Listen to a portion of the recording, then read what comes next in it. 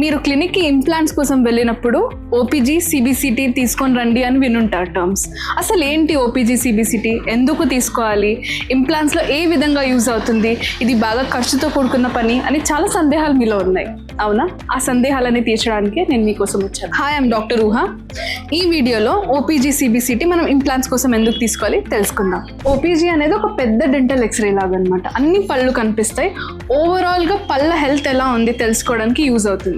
కానీ ఒక ఇంప్లాంట్ వేయడానికి కావాల్సిన బోన్ డెన్సిటీ కానీ బోన్ థిక్నెస్ కానీ అది అంత క్లియర్గా తెలియదు. కానీ సిబిసిటీలో మాత్రం bone density, bone length, height of the implant అన్నీ మనం చూస్ చేసుకోవచ్చు. సో ఇంప్లాంట్స్ ప్లాన్ చేస్తున్నప్పుడు ఓపీజీతో పాటు సిబిసిటీ కూడా తీసుకుంటే క్లియర్ అండ్ ప్రిసైజ్ ప్లానింగ్కి ఇది యూజ్ అవుతుంది.